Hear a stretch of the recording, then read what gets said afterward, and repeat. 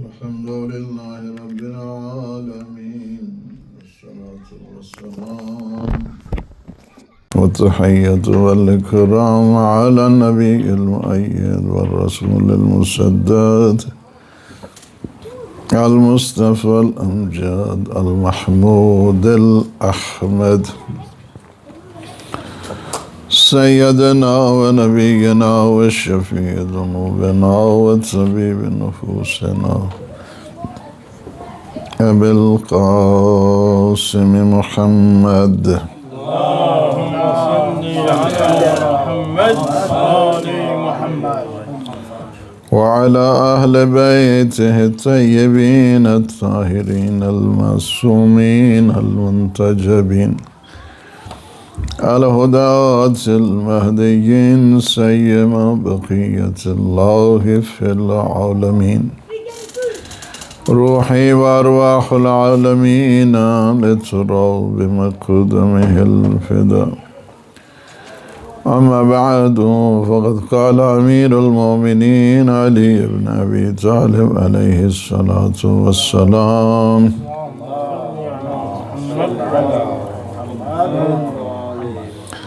الحمد لله الذي لا يبلغ مدحته القائلون ولا يحصي نعماءه العادون ولا يؤدي حقه المجتهدون الذي ليس لصفته حد محدود ولا نعت موجود ولا وقت معدود ولا أجل ممدود الصلوات اللهم صل على محمد وآل محمد.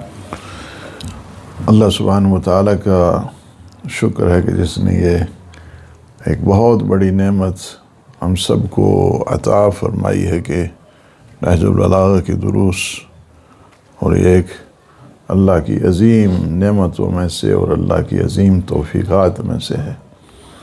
اور سب سے پہلا خطبہ نہج البلاغہ کا وہ سارے خطبوں کا شاہکار ہے پورے نہج البلاغہ میں، اور جس طرح سورہ فاتحہ ہے، فاتحۃ الکتاب ہے قرآن میں، اسی طرح یہ پہلا خطبہ ہے نہج البلاغہ کا کہ سارے معارف اور عقائد کا ایک قسم کا مجموعہ ہے جس کو خطبہ توحیدیہ بھی کہتے ہیں۔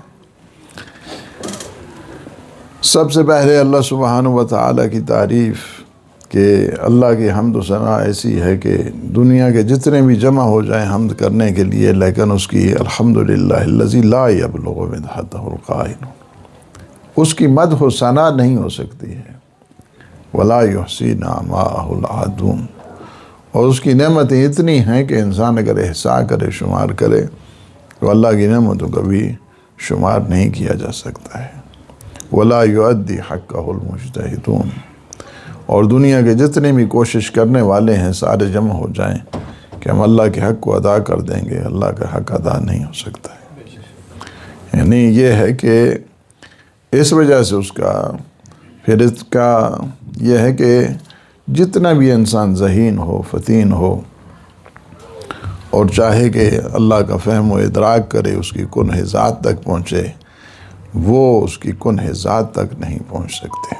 یعنی کیا ہے، نہ اس کی حمد و ثنا انسان کے بس کی بات ہے، نہ اس کی نعمتوں کا شمار ہو سکتا ہے، نہ اس کے حق کو ادا کیا جا سکتا ہے، نہ ہی انسان کی ذہانت اور فطانت اس بات کے لیے ہے کہ اس کا فہم و ادراک کر سکے، یا اس کی کنہ ذات تک، یا the essence and the reality of Allah سبحانہ وتعالی، اس تک نہیں پہنچ سکتا ہے کوئی بھی۔ اس کی وجہ کیا ہے؟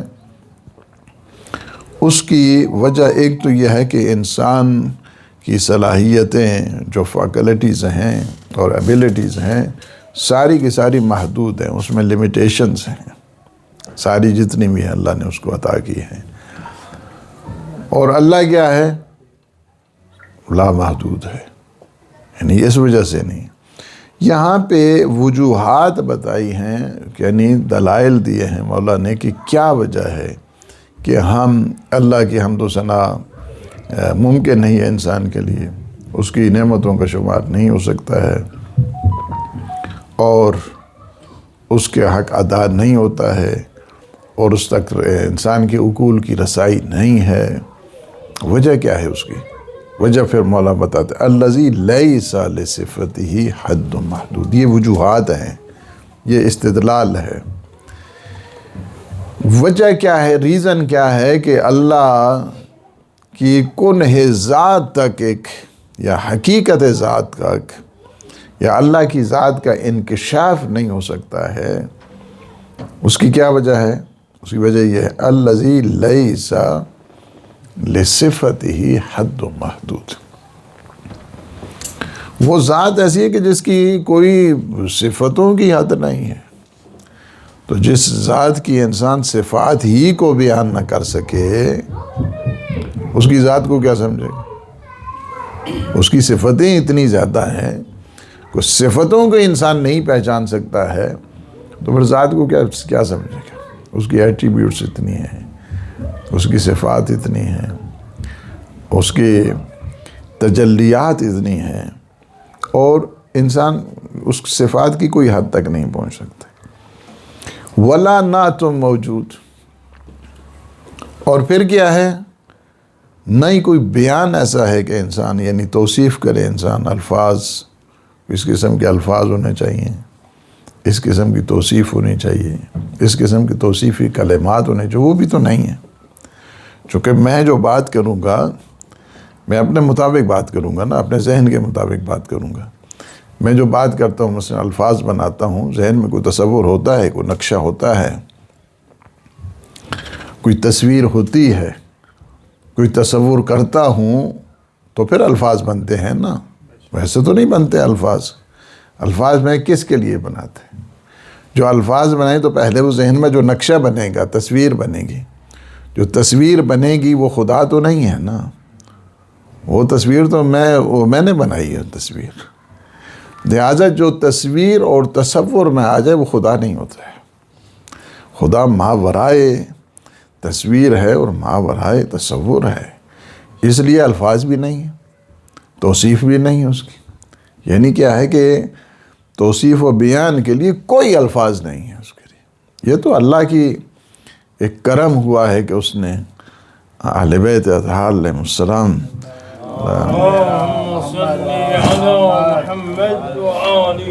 کہ جنہوں نے ہمیں طریقہ سکھایا ہے اللہ سے بات کرنے کے لیے، ورنہ ہمیں کیا پتہ چلتا تھا اللہ سے گفتگو کیسے کرنی ہے، اسے راز و نیاز کیسے کرنا ہے، اسے کن کلمات کے ساتھ ہم نے اپنے رب سے بات کرنی ہے، اپنے خالق اور مالک سے گفتگو کا جو سلیقہ ہے کیسے کرنا ہے، ہمیں کیسے پتہ چلا؟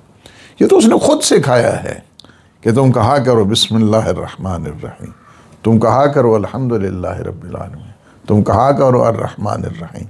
یہ طریقہ تو خود اللہ نے سکھایا ہے اور معصومین نے اسے پہنچایا ہے، ورنہ ہمارے پاس الفاظ کہاں سے آ گئے، توصیف کہاں سے آ گئی؟ اور ولا نعت موجود، یعنی ہمارے پاس کوئی ایسے الفاظ نہیں ہیں، کوئی توصیف و بیان نہیں ہے کہ ہم اس کی نعت کر سکیں۔ مثلا آپ نعت پڑھتے ہیں تو نعت میں پہلے تصور ہوتا ہے، البتہ بعض کی نعتیں بڑی عجیب و غریب و بغیر مفہوم قسم کے وہ لکھتے رہتے ہیں کہ لکڑی ہوتا تو یہ ہوتا تو یہ ہوتا تو وہ ہوتا، یعنی جب کہ شان ایسی وعظمت ہے کہ انسان کی مجال ہی نہیں ہے کہ اس پہ انسان تصور یا تو باہر کیف نعت ہی نہیں ہے، توصیف ہی نہیں ہے، وصف ہی نہیں ہے۔ ولا وقت محدود، اور نہ ہی اس کے لیے کوئی وقت مقرر ہے، چونکہ اس کے نہ پتہ ہے وہ یعنی ایک ایسی ذات ہے کہ جو ازلی ہے، ابدی ہے، از ایٹرنل، سرمدی ہے، اس کے لیے کوئی وقت مقرر نہیں ہے کہ انسان حد بندی کر سکے۔ چونکہ حد بندی کرے گا تو اس کا مطلب یہ نہیں ہے پھر زمان پہلے ہے نا تو وہ بعد میں ہے۔ اور کیا ہے؟ ولا اجل ممدود، اور نہ کوئی آخری مدت اس کی مشخص ہے، نہ اس کی ابتدا کا پتہ ہے نہ اس کی انتہا کا پتہ ہے، تو پھر کیا تعریفیں کرے گا انسان؟ کیا سمجھے گا اسے؟ کیا فہم و ادراک کرے گا؟ یعنی کیا ہے یہاں پہ گفتگو؟ یہ تو آپ نے ترجمہ اس کو سن لیا۔ ایک بات تو یہاں پہ سمجھنے کی ہے، الذی لیس لصفتہ حد محدود، یہ صفت سے کیا مراد ہے یہاں پہ؟ جو ایٹریبیوٹس آف اللہ سبحانہ و تعالیٰ ہے، یہ جو صفات الہیہ ہیں کہ جو لامحدود ہیں اور انسان کنہ ذات تک بھی نہیں پہنچ سکتا ہے، اور نہ ہی انسان اس کی ذات کا انکشاف کر سکتا ہے، اس لیے کہ انسان کی افکار اور انسان کے نظریات، انسان کی توصیف، انسان کا بیان، انسان کے الفاظ محدود ہیں۔ اس ٹائم کے بعد ختم ہو جاتے ہیں، الفاظ ہی نہیں۔ الفاظ جو ہے نا افکار کا مجموعہ ہوتا ہے، افکار چیزیں آتی ہیں اس کے بعد الفاظ بناتا ہے، یہ ہے۔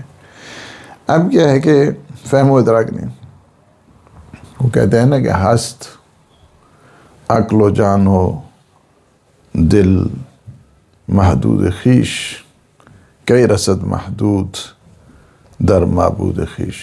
ہماری جتنی بھی افکار ہیں، دل ہے، جان ہے، سوچیں ہیں، اوہام ہیں، سارے کے سارے محدود ہیں، تو کس طرح کے انسان لامحدود کو سمجھ سکتے ہیں؟ محدود لامحدود کو کیا سمجھے؟ یہ ہے یہاں پہ جو صفت سے مراد ہے نا، صفات، ایٹریبیوٹس، الذی لیس لصفتہ حد محدود، یہ جو صفات ہیں نا، اس سے مراد صفات ذاتیہ ہیں، جو جن کا تعلق ایسنس کے ساتھ ہے، جوہر کے ساتھ ہے، ذات کے ساتھ ہے، جو ازلی ہیں، ابدی ہیں، ایٹرنل ہیں، سرمدی ہیں۔ جتنی بھی اس کی صفات ہیں، خواہ اس کا تعلق جو ہے نا صفات ذات کے ساتھ ہے، یا صفات جمال کے ساتھ ہے، یا صفات کمال کے ساتھ ہے، یا صفات جلال کے ساتھ ہے، ساری کی ساری وہ کیا ہے؟ سارے اس کا کمالات ہیں، وہ سبحان ہے، ہر قسم کے وہ نقص سے، ہر قسم کے عیب سے منزہ ہے، مبرہ ہے۔ یعنی یہ ہے، یہ صفات جتنی بھی ہیں، صفات اللہ سبحانہ و تعالیٰ کی صفات جتنی ہیں، وہ ساری صفات عین ذات ہیں، یعنی صفات کو ذات سے جدا نہیں کیا جا سکتا۔ اس وجہ سے ذات کو صفات سے اگر جدا کریں گے تو پھر دو خدا بن جائیں گے، صحیح؟ ذات کو صفات سے جدا، مثلا ایک انسان، مثلا زید ہے اور زید کا علم، صحیح؟ زید اور زید کا علم، علم کیا ہے؟ صفت ہے نا، زید کیا ہے؟ ذات ہے۔ اچھا، جب تک اس کے پاس علم ہے اسے عالم کہا جائے گا، جب علم چلا جائے گا تو وہ جاہل ہو جائے گا، صحیح؟ اس سے جدا ہوگی نا، وہ صفت جدا ہوگی۔ اللہ کے یہاں ایسا نہیں ہے، اللہ کی جو صفت علم ہے وہ صفت ذات ہے، جو صفت ذات ہے وہی صفت، اس وجہ سے جدا کریں گے۔ اہل سنت کے یہاں پہ نظریہ اللہ کی صفات کو، یہ آگے آ رہی ہے بات، چونکہ اسی خطبے میں وہاں پہ تھوڑی گفتگو ہوگی، جس میں مولا فرماتے ہیں کہ من ثناہ فقد جزاہ، من جزاہ فقد جاہلہ، جس نے اس کا تجزیہ کیا، دو بنائے، صفت اور ذات کو جدا کیا، اس نے جہالت کا اظہار کیا۔ اللہ سبحانہ و تعالیٰ کی ذات اور صفات دونوں ایک چیز ہے، اس کو علم کیا ہے؟ اس کی ذات میں شامل ہے، اس کی ذات میں کیا ہے؟ علم شامل ہے، حیات اس میں شامل ہے۔ یعنی صفات جتنی بھی ہیں، پازیٹیو ایٹریبیوٹس ہوں یا نیگیٹو ایٹریبیوٹس ہوں، دونوں کی جو ہے نا بات، یعنی کیا ہے کہ اسی وجہ سے اگر ذات اور صفات کو الگ کریں گے تو دوئیت لازم آئے گی، جوالٹی جو ہے نا اس میں لازم آئے گی، دو تسنیہ اس میں لازم آئے گا۔ اس وجہ سے کی ذات، اللہ کی ذات اور اللہ کی صفات میں جو ہے نا وہ دوئیت نہیں ہے، جس طرح ہم لوگ، یہ ممکنات میں ہوتا ہے، جو مخلوقات ہیں ان میں ہوتا ہے دوئیت ہوتی ہے۔ مثلا زید ہے، اس میں صفت مثلا کوئی آ گئی ہے، اس کی صفت مثلا حیات ہے، اس کی ذاتی نہیں ہے، ارادہ ہے اس کا، ذاتی نہیں ہے، علم ہے اس کا، ذاتی نہیں ہے، سخاوت ہے اس کی، ذاتی نہیں ہے، یا مثلا دوسری لحاظ کے چلے جائیں تو بخل ہے، عجز ہے، فقر ہے، یہ ساری کیا چیزیں ہیں؟ وہ صفت جو ہے نا غیر موصوف ہوتی ہے ممکنات میں، لیکن ذات پروردگار میں کیا ہے؟ وہ صفت کیا ہے؟ صفت عین ذات ہے، اس صفت کو جو ہے نا ورنہ جو ہے نا وہ اگر آپ کو صفت کو عین ذات نہیں مانیں گے تو جو 99 نیمز ہیں اللہ کے، تو اس کا مطلب یہ نہیں ہے کہ وہ جو صفتیں ہیں پھر 99 خدا بن جائیں گے۔ پہلے تثلیث کو روتے رہے، اب جو ہے نا وہ 99، اور اس کے بعد اگر چھوڑیں دعائے جوشن کبیر میں آ جائیں تو وہاں پہ کتنے ہیں؟ 1000 نام، تو پھر 1000 جو ہے نا ایسا نہیں ہے۔ جتنی بھی وہ صفتیں ہیں، رحمانیت کی ہے، رحیمیت کی ہے، حاکمیت کی ہے، سرمدیت کی ہے، وہ بدیع ہے، وہ فاتر ہے، وہ خالق ہے، جتنی بھی صفات ذات ہیں، صفات جمال ہیں، صفات جلال ہیں، ساری کی ساری کیا ہیں؟ ساری صفتیں اس کی ذاتی ہیں، یعنی اس صفات میں جب آپ دیکھیں گے تو وہ صفت اور ذات میں فرق نہیں ہے، صفت اور وہی جو صفت ہے وہی عین ذات ہے، یعنی اس صفت کو اور ذات کو جدا آپ نہیں کر سکتے ہیں۔ اور یہی چیز اس وجہ سے جو متکلمین ہیں، یعنی جو علم کلام کے ماہرین ہیں، تھیالوجینز، انہوں نے یہاں پہ 2 قسم کی صفات کا ذکر کیا ہے۔ ایک کو کہتے ہیں صفات ثبوتیہ، صفات ثبوتیہ یعنی پازیٹیو ایٹریبیوٹس، یعنی جس کو وہ مثلا 8 قسم کی جو صفتیں ہیں، جس میں وہ قادر ہے، وہ متکلم ہے، وہ مرید ہے، وہ عالم ہے، وہ حی ہے، وہ قیوم ہے، یہ ساری کی ساری جتنی بھی صفات ہیں جو جس کا تعلق یعنی، اور اس کی ضد جتنی ہے، یعنی مثلا وہ علم کی ضد کیا ہوتی ہے؟ جہل ہوتی ہے، قدرت کی ضد کیا ہے؟ عجز ہے مثلا، یعنی یہ جو صفات ہیں وہ صفات اس کو کہتے ہیں صفات سلبیہ، positive attributes, negative attributes, negative attributes اور پازیٹیو ایٹریبیوٹس۔ پازیٹیو ایٹریبیوٹس کو یہ ہم کیسے سمجھتے ہیں؟ کیونکہ جب نہیں پہنچے اس کے آثار سے سمجھتے ہیں، یہ جب آثار کو دیکھتے ہیں تو اس وقت انسان سمجھتا ہے کہ مثلا کنت کنزا مخفیا، میں ایک چھپا ہوا خزانہ تھا، مجھے چاہت ہو کہ میں پہچانا جاؤں، تو میں نے ان 5 تن کو خلق کیا۔ انہوں نے کیا کیا ہے؟ اللہ کی صفات کو روشن کیا ہے، اللہ کی صفات کو روشن کیا۔ آثار کو ہم دیکھتے ہیں، آثار کو کس طرح دیکھتے ہیں کہ اللہ کی مخلوق ایسی ہے کہ جو منبر پہ کہتی ہے کہ سلونی سلونی، جی جس کا علم ایسا ہے، جس کی مخلوق کا علم ایسا ہے، اس خالق کا علم کیسے ہوگا؟ نہیں، ہم نے اس سے آثار کے ذریعے سمجھا، ان جلووں کے ذریعے ہم نے سمجھا اللہ کی، ان جلووں کے ذریعے جب ہم سمجھا کہ جس کا علم ایسا ہے، تو اس کا مطلب کیا ہے کہ وہ علم میں، اپنے علم میں کیا ہے جو ایبسولوٹ نالج ہے اس کا، یا اس کو کہیں کہ وہ ایسا عالم ہے، ہی از omnipotent and omniscient God، یعنی کیا ہے اس کی قدرت بھی ہے، کیا ہے is all knowledge all power، یعنی کیا ہے کہ وہ علم کے حساب کے ساتھ بھی اگر دیکھنا چاہتے ہیں تو اس کا علم کیا ہے کہ ہر چیز کے اوپر چھایا ہوا ہے۔ دعائے کمیل میں کیا ہے آپ؟ وَبِعِلْمِكَ الَّذِي أَحَاطَ بِكُلِّ شَيْءٍ، اس کا علم ایسا ہے، he is omniscient God،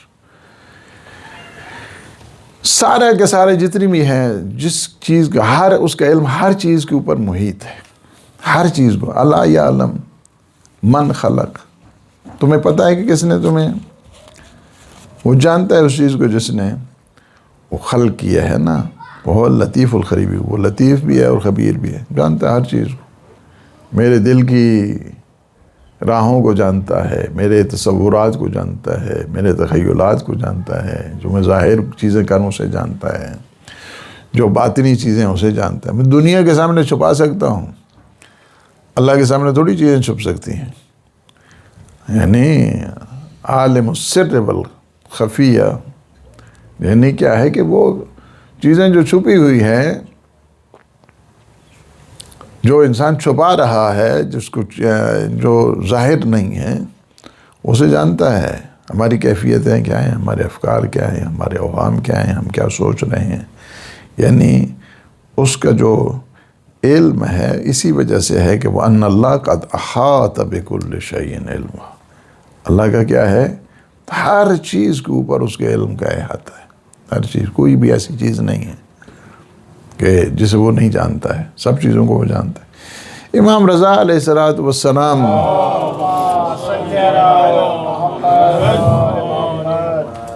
فرماتے ہیں کہ هو العالم بالاشیاء قبل کون الاشیاء، چیزیں ہوتی نہیں ہیں اسے اس کا علم پہلے ہے، چیزیں تو بعد میں ہیں، چیزوں سے پہلے وہ سب چیزوں کو جانتا ہے۔ یعنی وہ رب ایسا ہے ہمارا، چیزیں بعد میں ہیں، یعنی کیا ہے، ہر چیز کو جانتا ہے، ظاہر کو جانتا ہے، باطن کو جانتا ہے، انسان اشارہ کرتا ہے اسے جانتا ہے، دل کی کیفیتوں کو جانتا ہے، ہمارے خیالات کو جانتا ہے، ہمارے اوہام کو جانتا ہے، ہماری فکر کو جانتا ہے، سب سے جو ہے نا وہ آگاہ ہے۔ نہج البلاغہ میں مولا و آقا امیر المومنین علی ابن ابی طالب علیہ السلام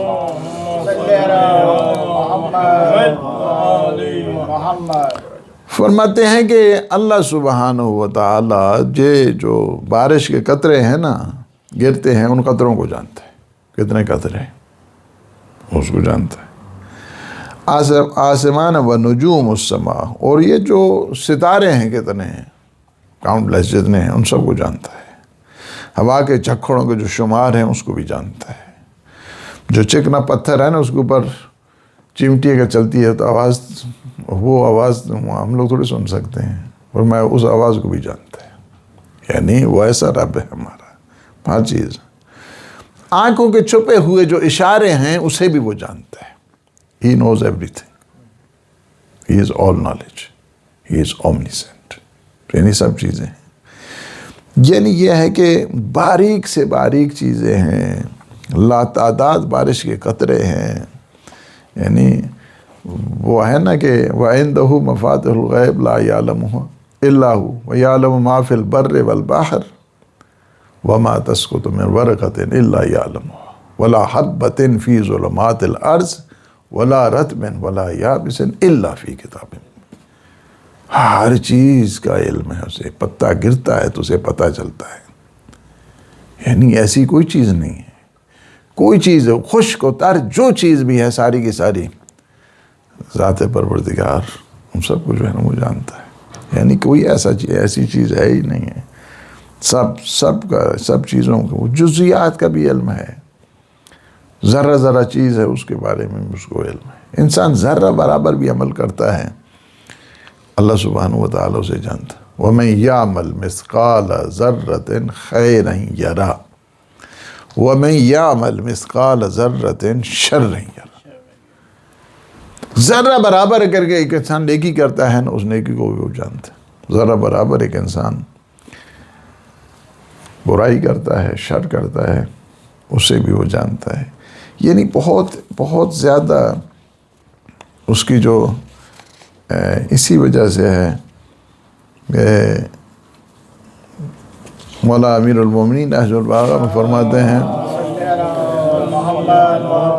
اس خطبے کو آپ خود جا کے پڑھیں، خطبہ نمبر 49 ہے، اس میں 2-3 لائنیں جو نہ پڑھوں گا۔ الحمدللہ الذی بطن خفیات الامور ودلت علیہ اعلام الظہور وامتنع عن عین البصیر فلا عین من لم یرہ تنکرہ ولا قلب من اثبتہ یبصرہ سبق فی العلو فلا شیء اعلی منہ وقرب فی الدنو فلا شیء اقرب منہ۔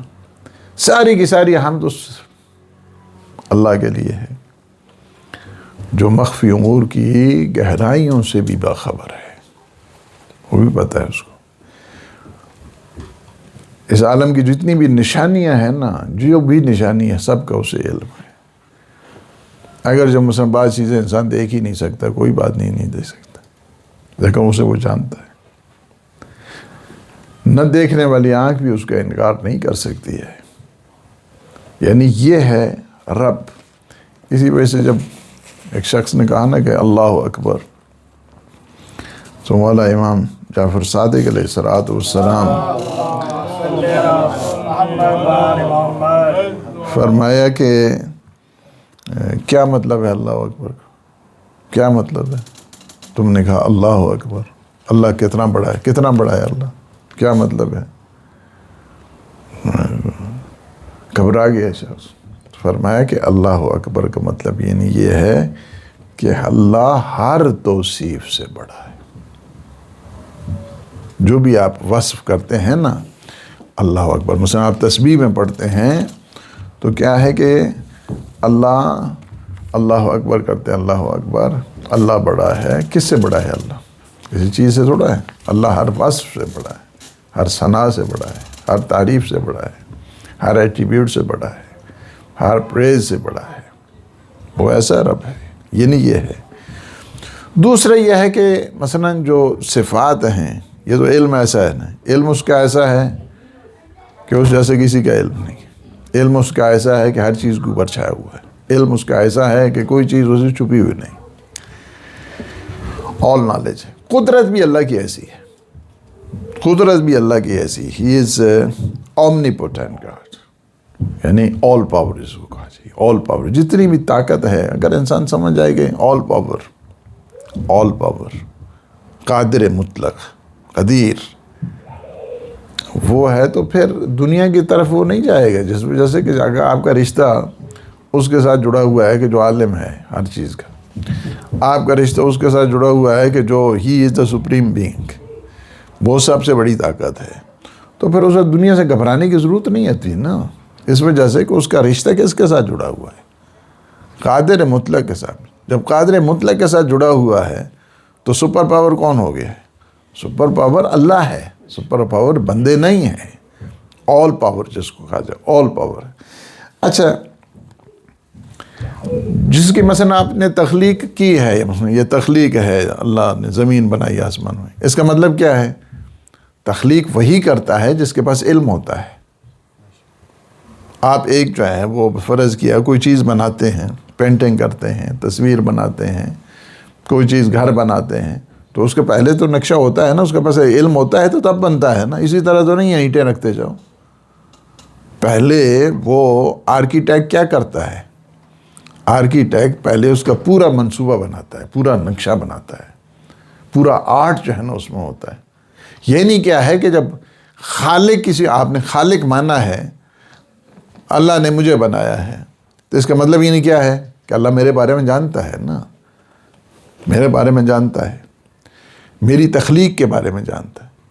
پھر دوسرا کیا ہے کہ جو خلق کرتا ہے وہ قادر بھی تو ہوتا ہے، قدرت بھی وہی رکھتا ہے جس نے خلق کیا ہے۔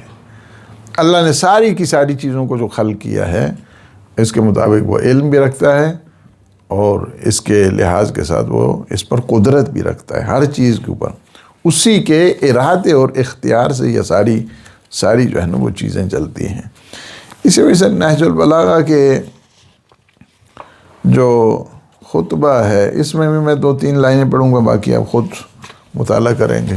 ظاہر ہے کہ یہ درس ہوتا ہے اور اس میں کچھ ہوم ورک آپ لوگوں کے لیے بھی ہوتا ہے، اور تاکہ چونکہ اگر سب چیزیں شروع کریں گے تو پھر وہ ایک خطبے کے اوپر جو ہے نا وہ کافی ٹائم جو ہے نا وہ مصرف ہوگا۔ پھر کچھ چیزیں آپ خود بھی، تو اس میں یہ ہے کہ فرمائے کہ وَلَا تُقَدِّرُ عَظَمَةَ اللَّهِ سُبْحَانَهُ، یہ جو خطبہ ہے نا اس کا، یعنی نہج البلاغہ کا، اس میں آپ جب شروع کرتے ہیں اور اس کے بعد دیکھتے ہیں کہ یہ لا تقدرو، عظمت اللہ سبحانہ علی قدر عقلک فتکون من الحالکین۔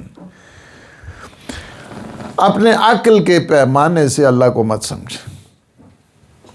عظمت الہی کا اندازہ تم اپنے عقل کے ذریعے نہیں لگا سکتے ہو۔ اگر اپنے عقل کے ذریعے لگاؤ گے تو پھر کیا ہے، ہلاک ہو جاؤ گے۔ انسان توحید سے بھی جاتا رہتا ہے۔ اسی وجہ سے اللہ لفظ جلالہ ہے، اس کے معنوں میں سے ایک معنی یہ ہے کہ اللہ کا معنی وہ ذات کہ جس کی زیادہ سوچنے سے انسان میں سرگردانی آتی ہے، پریشانی آتی ہے۔ اس وجہ سے اللہ کی ذات کے متعلق کبھی نہ سوچا کریں۔ ذات کے متعلق سوچیں گے وہ کیسا ہے، کس طرح ہے، کیسی حیثیت میں ہے، تو سوائے پریشانی کے انسان کو کچھ نہیں ملتا ہے۔ یعنی ہے اس وجہ سے پہچان کا جو طریقہ بتایا کہ اس کے آثار کو دیکھو، اس کی نشانیوں کو دیکھو، اس کی جو ایگزسٹنس آف اللہ سبحانہ و تعالی ہے اس کو دیکھو، انسان میں سکون ملتا ہے۔ کس نے زبان دی، سانس دی، ہاتھ دیے، اپنی ہاتھوں کو تو دیکھو، یہ ہاتھوں کی جو ہے نا وہ اشاروں کو دیکھو، ان کی لکیروں کو دیکھو، ان کے پوروں کو دیکھو، ان کی کیفیات کو دیکھو، آنکھوں کو دیکھو، کتنا میرا رب قادر ہے، علیم ہے، کریم ہے۔ انسان میں جو ہے وہ یہ چیزیں آتی ہیں کہ شکر ہر دم ادا کر دے۔ لیکن اگر اسی کے متعلق سوچنا شروع کر دوں، اب ایک تصویر جو آپ نے بتائی ہے وہ تصویر کیا سوچے گی مصور کو؟ مصور کو کیا ہے، جو نقش آپ نے بنا اس نقش کا کیا مفہوم ہے، وہ نقش کیا سمجھے گا کہ اس نے کس طرح نقاشی کی ہے۔ جس طرح ایک تصویر آپ نے بنائی ہے، پینٹنگ کی ہے، وہ نہیں، آپ کو نہیں سمجھ سکتی، نہ آپ کی کیفیات کو سمجھ سکتی۔ اسی طرح ہم بھی اس خالق مطلق کو نہیں سمجھ سکتے۔ اسی وجہ سے یعنی یہ چیز ہے، سمجھ میں نہیں آتا ہے، یعنی لہٰذا کیا کریں، اس کے آثار کو دیکھیں، اس کی نشانیوں کو دیکھیں، اس کی نعمتوں کو دیکھیں۔ معصومین علیہ السلام نے صلوات پر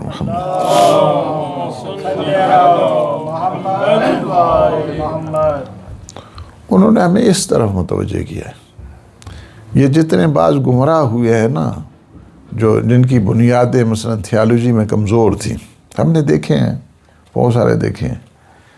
یعنی اسی وجہ سے ہے کہ یہ جو کتب ہوتی ہیں نا ضالہ قسم کی، گمراہ کرنے والی ہیں، یہ کانٹ کا فلسفہ ہے تو یہ راسل کا ہے تو یہ فلان کا ہے، یہ تو فلان۔ آپ کو پہلے اصول پتہ ہے فلسفے کے، پہلے علم کلام کو پڑھا ہے، پہلے تھیالوجی کو پڑھا ہے، اس کے بعد اسی طرح شروع ہو گئے ہیں آپ اصطلاحات میں، ان کو کیا پتہ ہے، یعنی سوائے کنفیوژن۔ میں نے خود گمراہ ہوتے دیکھے ہیں لوگ۔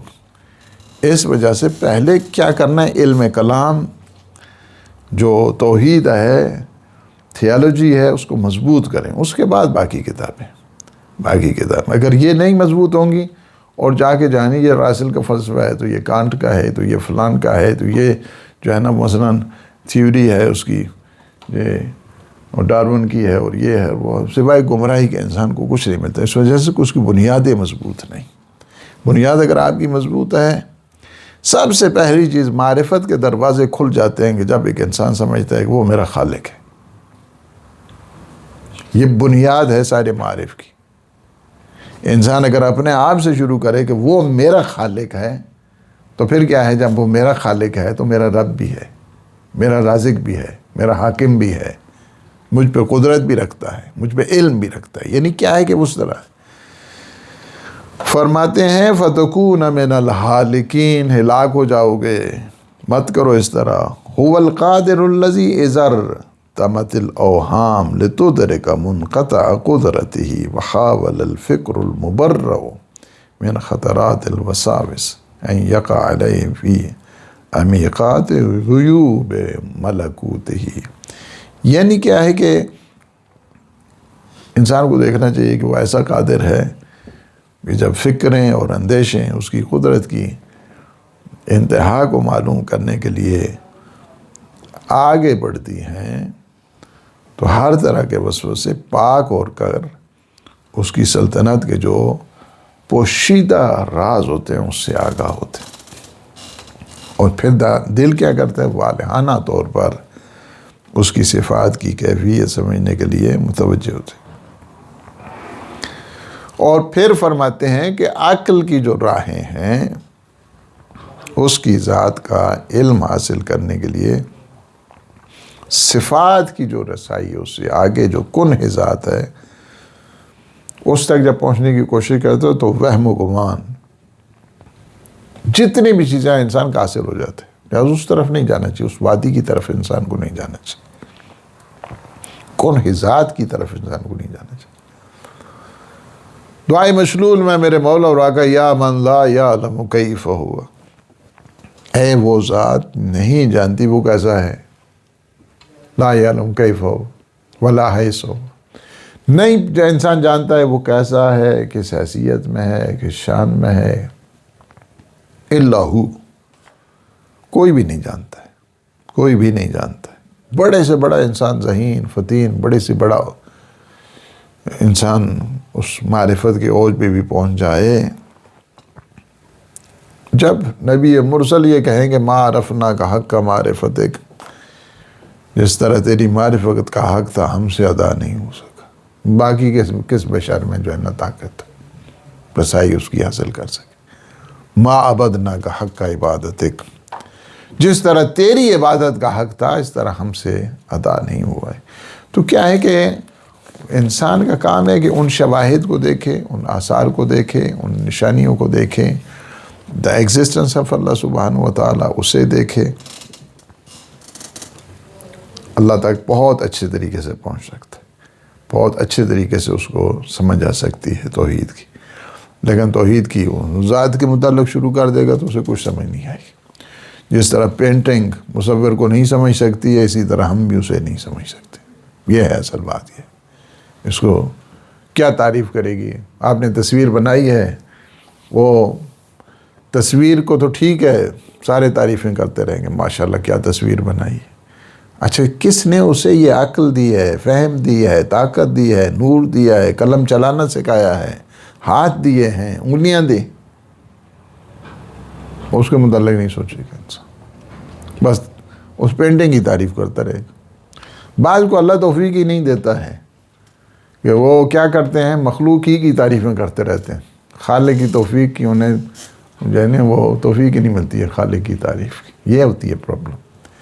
اس پرسیپشن کو یعنی فرض کیا میں نے بہت اچھی تصویر بنائی ہے، تو تعریف اب تصویر کی ہے یا تصویر اس کی ہے کہ جس نے یہ ساری طاقت دی ہے؟ اگر وہ طاقت ہی نہ دیتا، روشنی نہ دیتا، انگلیوں میں طاقت ہی نہ دیتا، سوچ ہی نہ دیتا، وہم گمان ہی نہ دیتا، وہ نقشہ ہی نہ دیتا تو کیسے تصویر بنتی؟ نہیں ہے۔ اسی طرح ساری طاقتیں ہیں۔ کوئی اچھی تقریر کر رہا ہے، ہاں جی ماشاءاللہ جی بڑی اچھی، اچھا بھائی تقریر کا ہنر کس نے دیا ہے، طاقت کس نے دی ہے، اس نے زبان کس نے دی ہے؟ فلاں ماشاءاللہ ڈاکٹر بہت اچھا ہے جناب، ماشاءاللہ دیکھتی ہی تو جو ہے نا سمجھ جاتا ہے۔ اچھا یہ طاقت کس نے اسے دی ہے؟ کون ہے اصل میں؟ یعنی ہمارا کام فقط مخلوقات کی تعریفیں، مخلوقات تعریفیں ہونے چاہیے، لیکن جس نے مخلوقات کو صلاحیتیں دی ہیں، استعداد دی ہیں، فیکلٹیز دی ہیں، اس کی تعریف پہلے ہونی چاہیے۔ یہ ہے اصل میں۔ تیسری چیز کیا ہے صفات میں سے؟ اللہ کی کلام ہے، کلام الہی ہے، ہی از دا اسپیکر، یعنی کیا ہے کہ وہ جس چیز میں چاہے آواز پیدا کر سکتا ہے۔ مثلا حضرت موسیٰ کے لیے جو وحی کی بیہائنڈ دا بشز کیا ہے کہ یا موسیٰ انی انا اللہ رب العالمین، میں رب ہوں۔ اب وہ بشز میں، درخت میں جو آواز پیدا کی ہے وہ اللہ نے پیدا کیا ہے نا۔ متکلم کا مطلب یعنی یہ ہے کہ وہ جس چیز میں چاہے آواز پیدا کر کے اس کو سمجھا سکتا، یعنی یہ ہے متکلم۔ نہیں یہ ہے کہ جس طرح ہم لوگوں کی زبان ہوتی ہے اس طرح اللہ کا ہے، اللہ کی ایسا نہیں ہے۔ اس وجہ سے کہ ہماری جو زبان ہے، ہمارے الفاظ ہیں، ہمارا تکلم ہے، یہ مادہ کے ساتھ ہے، اور ہم کیا ہیں، مٹیریل کے ساتھ جڑے ہوئے ہیں۔ اللہ سبحانہ و تعالیٰ کیا ہے، جسم اور جسمانیات سے ماورا ہے، لہٰذا جو وہ کلام کرتا ہے، وہ کلام یعنی جس چیز سے کرتا ہے وہ قدیم، اس کو قدیم نہیں مانا جا سکتا ہے، اس وجہ سے کہ وہ بھی حادث کی صورت میں، اور حادث میں کیا ہے؟ تغیر ہوتا رہتا ہے، تبدل ہوتا رہتا ہے، یہ چیز ہے۔ چوتھی چیز کیا ہے؟ مثلا صفات، جو صفات ایسی کہ اللہ کی رؤیت ممکن نہیں ہے، یعنی رؤیت جو ہے نا وہ اللہ کی رؤیت نہیں کر سکتے، وہ غیر مرئی ہے، نادیدنی ہے، نگاہوں اور جو انسان کی نظریں ہیں وہ سما نہیں سکتی ہیں اس کی، انسان نہیں دیکھ سکتا ہے اس کو، یعنی یہ ہے اس میں۔ جس طرح صحیفہ سجادیہ میں کہ الذی قصرت عن رؤیتہ ابصار الناظرین، انسان کی یہ آنکھیں چونکہ اس میں محدودیت ہے، میکسیمم اینگلز، منیمم اینگلز، اب میں اس کے یہاں رکھوں گا کتاب تھوڑا پڑھ سکوں، پھر میری نگاہوں کا بھی ایک وہ ہے نا، اینگل ہے، میکسیمم ہے، کس حد تک میں دیکھ سکتا ہوں، اس کے بعد کیا ہے؟ نہیں دیکھ سکتا۔ یعنی انسان کی جو ہے نا کمزوریاں ہیں، یہ محدودیت ہے جس کی وجہ سے انسان نہیں دے سکتا۔ ولا نعت موجود، تعریف بھی نہیں ہو سکتی ہے اس کی، توصیف بھی نہیں ہو سکتی ہے، اس وجہ سے کہ چونکہ رؤیت ہی ممکن نہیں ہے۔ آپ تعریف کریں گے کسی چیز کی، توصیف کریں گے تو کس سے کریں گے توصیف؟ آپ یہاں کسی کو دیکھا ہے؟ جب دیکھا ہی نہیں ہے تو آپ اس کی توصیفی کلمات کیا کہیں گے؟ تعریف کیا بیان کریں گے؟ کتنا بڑا احسان کیا ہے اللہ سبحانہ و تعالیٰ نے معصومین کے ذریعے ہمارا، کہ انہوں نے ہمیں سکھا دیا کہ اللہ سے گفتگو کیسے کرنی ہے، اللہ سے بات کیسے کرنی ہے، اپنے خالق اور مالک سے تمہارا سلیقہ گفتگو کیسے ہونا چاہیے۔ یہ نہج البلاغہ، یہ صحیفہ سجادیہ، یہ قرآن مجید، یہ دعائیں ہمیں، یہ دعائے جوشن کبیر، یہ دعائے سماعت، دعائے جو کمیل پڑھتے ہیں، حدیث کے ساتھ، یہ ساری چیزیں کیا ہیں؟ ہمیں اگر ہمارے پاس، ہمیں کیا پتہ ہے ان سب چیزوں کا؟ بہت بڑا جو احسان ہے اللہ سبحانہ و تعالیٰ کا۔ اور میں آخری بات کہے گا کہ خدا کیا ہے؟ ولا وقت معدود ولا اجل ممدود، نہ اس کے لیے کوئی وقت مقرر ہے کہ جس سے اس کی حد بندی کی جائے، اور نہ ہی اس کے لیے کوئی آخری مدت مشخص ہے، یعنی وہ بھی نہیں ہے، چونکہ اس وجہ سے کہ وہ ازلی اسے کہتے ہیں جس کی اول نہیں ہوتی، پتہ ہی نہیں اول کیا ہے، اور ابدی اسے کہتے ہیں کہ جس کی آخر ہی پتہ نہیں، سرمدی اسے کہتے ہیں جس کی نہ اول کا پتہ ہے نہ آخر کا پتہ ہے۔ یہ جو معنی ہے نا، ازلی، ابدی، سرمدی۔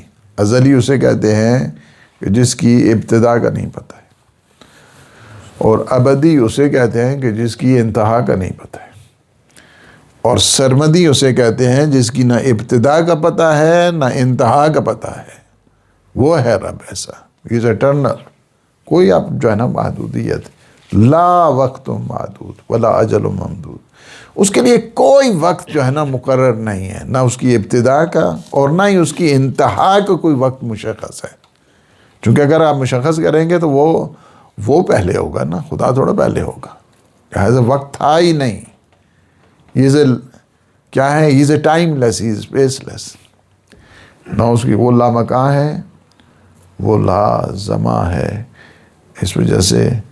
اور چونکہ جتنا بھی اگر آپ کہیں کہ مکان اس کا بنائیں گے، زمان میں محدود کریں گے، تو وہ جسم اور جسمانیات کے ساتھ اس کا تعلق ہوگا۔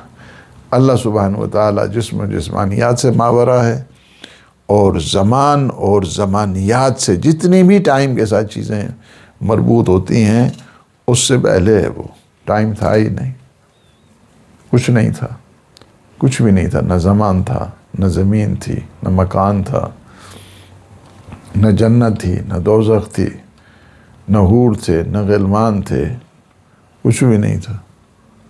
سب سے پہلے جس سے بنایا وہ نور اول ہے، وہ عقل اول ہے، وہ محمد و آل محمد علیہ السلام کی ذات ہے، صلی اللہ۔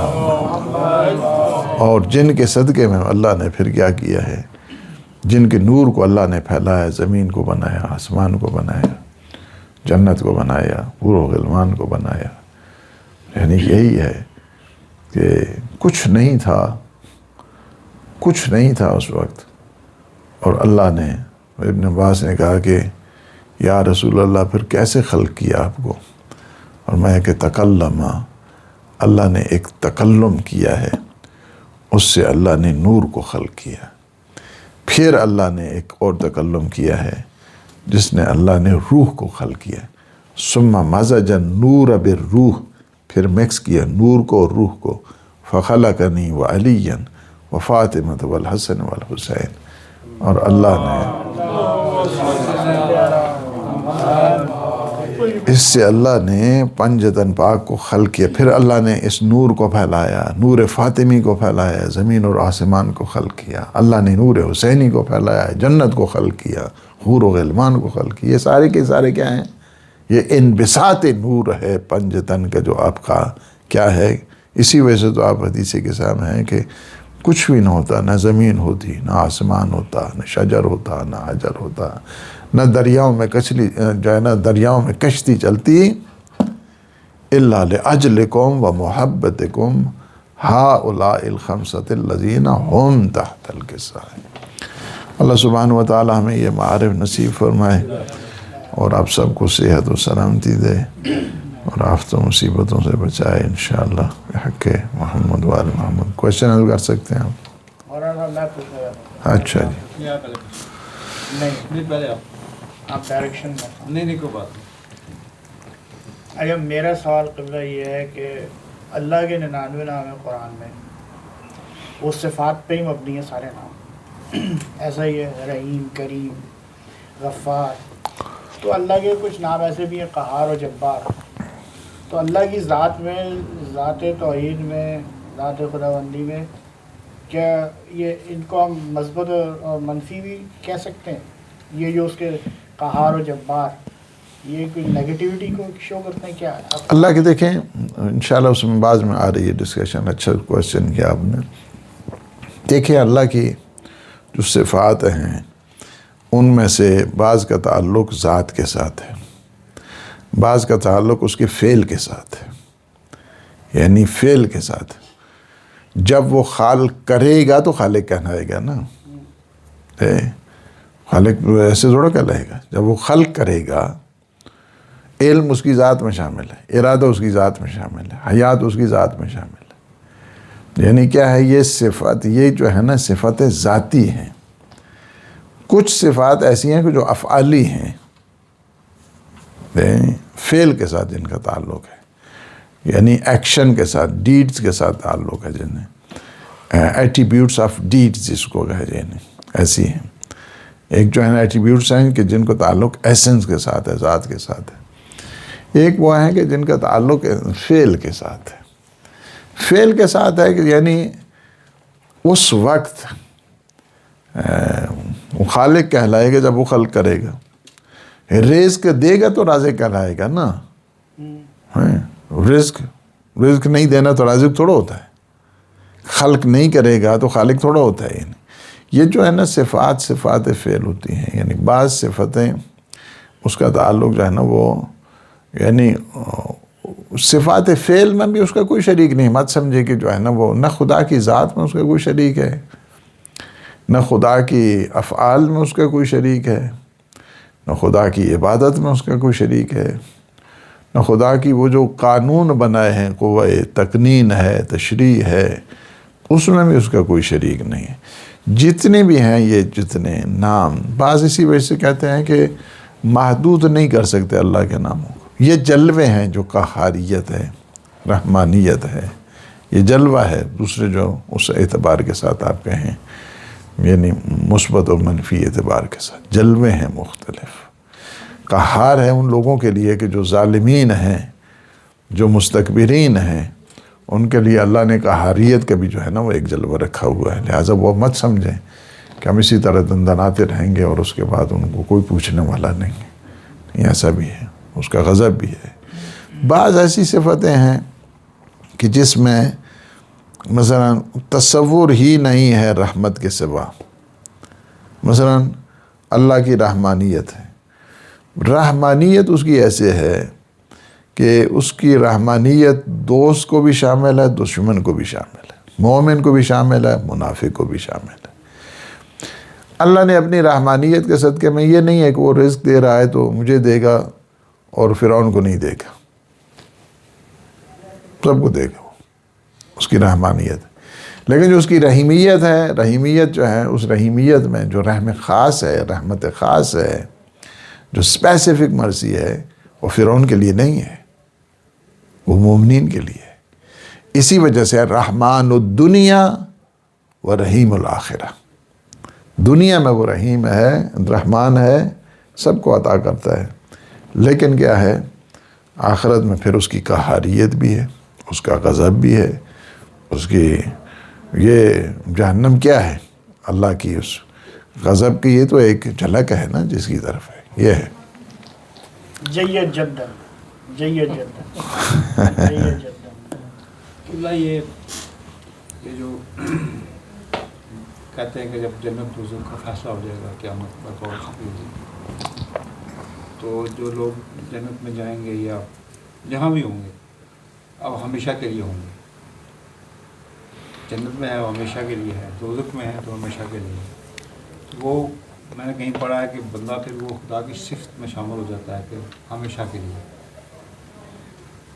اس پہ ذرا روشنی ڈالیے، کیونکہ میں نے سنا تھا کہ اہل سنت میں یہ ہے کہ آپ پہ غش طاری ہو جائے گا جب آپ جنت میں چلے جائیں گے تو، تاکہ آپ اس صفت میں شامل نہ ہوں۔ اور دوسرا یہ ہے کہ جو رویت خدا ہے وہ کہتے ہیں کہ قیامت کے دن اللہ تعالیٰ آپ کو اپنا آپ دکھائے گا۔ دیکھیں جو تعلق ہے خلود کا، مسئلہ خلود ایک بہت بڑی بات ہے۔ بعض ہمیشہ ہمیشہ جنت میں ہوں گے، بعض ہمیشہ ہمیشہ جہنم میں ہوں گے۔ خلود جو ہے، جنہوں نے ساری زندگی شرک اور شرکیات میں گزاری ہے، کفر اور کفریات، مثلا صدام جیسے، خلود ہے اس کے لیے۔ یہ جو بچوں کا قاتل ہے، اس کے لیے جنت کا تصور تو نہیں، یہ ہمیشہ ہمیشہ جہنم میں ہے۔ صدامی ہیں سارے، یہ جہنمی ہیں۔ یہ جو شیطان اکبر ہے، یہ سارے یہ ہمیشہ ہمیشہ جہنم میں، ان کے لیے تو تصور نہیں ہے نا جنت۔ کچھ ہیں کہ جو ہمیشہ ہمیشہ جنت ہی میں رہیں گے، یعنی ان کے لیے تو کوئی کسی قسم کا وہ نہیں ہے نا، جس طرح معصومین کے چاہنے والے یہ سارے۔ کچھ ہیں کچھ عرصہ رہیں گے جہنم میں، پھر واپس آ جائیں گے، یعنی ایسا ہے وہ، یعنی یہ اللہ کا کرم ہوتا ہے مومنین کے اوپر بھی کہ اللہ دنیا میں ان کو مصیبتیں دے کے، کچھ پریشانیاں دے کے ان کے اس غلطیوں کو معاف کر دیتا ہے۔ کچھ جو رہ جاتی ہیں وہ سکرات موت کے ذریعے سے ان کو فارغ کر کے، تاکہ جو ہے نا وہ وادی السلام کی طرف جائیں۔ اگر وہاں پہ بھی پوری نہیں ہوتی ہیں تو پھر فشار قبر کے ذریعے ان کو پوری کر دیے جاتے ہیں۔ اگر وہاں سے بھی زیادہ ہیں تو پھر وادی برہوت میں چلے جاتے ہیں، وہاں پہ کچھ عرصے کے بعد پھر وہ جنت میں آ جاتے ہیں۔ اب اتنی ہیں کہ جہنم میں کچھ پھر آ جاتے ہیں مقام عرفات کے اوپر۔ مقام عرفات کے اوپر جب آتے ہیں، پیغمبر جب شفاعت کریں، چونکہ اتنی بڑی شفاعت ہوگی حضور کی، اتنی بڑی شفاعت ہوگی کہ اگر کوئی جنت کے 5ویں درجے پر ہے نا تو وہ 4تھے پہ آ جائے گا، اتنی بڑی شفاعت۔ مقام عرفات پہ جو ہیں وہ جنت میں آ جائیں گے حضور جب شفاعت کریں گے۔ پھر بھی اگر کسی کے اتنے ہیں کہ مثلا اس نے ایک ایسی جگہ بھی تو ہے نا کہ جیسے چوکی کہتے ہیں وہ رد و مظالم والی، وہاں پہ آ گئے، بہت سارے آ گئے جناب، اس وقت تو ہر ایک اس میں ہوگا نا، فقر میں ہوگا۔ اب تو سارے کو چاہیے نہیں، اللہ اس نے میرے بھی دینا ہے، میرے بھی دینا ہے، میرے بھی۔ اب وہ سارے کے سارے جو ہے نا وہ آ گئے، اور اس کے پاس رہا ہی کچھ نہیں، خیر تو اسی جو چوکی ہے نا نیچے جہنم ہے، وہ وہیں سے جو ہے نا وہ جہنم۔ پھر کچھ اچھا عرصہ رہے گا جب تک وہ سزا اس کو ملتی ہے، پھر وہ جنت میں آ جائے گا، یعنی جنت میں۔ تو یہ ہے مقام اعراف میں بھی، مقام اعراف میں بھی وہ بھی شفاعت ہوگی اور وہ جنت میں آ جائیں گے۔ اسی وجہ سے مقام اعراف دونوں طرف کی انہیں ہوا ملتی ہے، یعنی ایک قسم کا بیریئر ہے جنت اور جہنم کے درمیان، بفر زون جس کو آپ کہتے ہیں، ایک قسم کا بفر زون ہے وہ۔ اور وہ دونوں طرف سے جو ہے نا وہ تقریباً ایک وہ جب آئے گا. شفاعت یہ ہے، خلود سب کے لیے نہیں ہے. خلود جو ہے نا وہ کچھ کے لیے ہے کہ وہ ہمیشہ رہیں گے، اور کچھ اپنے کوتاہی جو توحید کو مانتا ہے، رسالت کو مانتا ہے، ولایت کو مانتا ہے، تو غلطیاں اگر اس نے اتنی زیادہ بھی کی ہیں تو بالآخر وہ آ جائے گا سزا بھگتنے کے بعد. جی آ جائے گا. أنا عندي سؤال ولكن خارج غوص المحاضرة. نحن بالدول الإسلامية هناك عندما نقبل على المقبرة نقول السلام عليكم أيها الأموات، سلام من دار الدنيا إلى الآخرة، أنتم السابقون ونحن اللاحقون. فهنا في مقابر ولكن ما نعرفهم هم مسلمين غير مسلمين، كيف نسلم عليهم أم لا؟ وأن تروحون إلى مقابر إلى المسلمين أن تسلموا السلام عليكم يا أهل القبور، السلام والتسليم والتحيات والفاتحة. تعرفون هذه المقابر للمسلمين، ولكن المقابر غير المسلمين لا تسلم عليهم.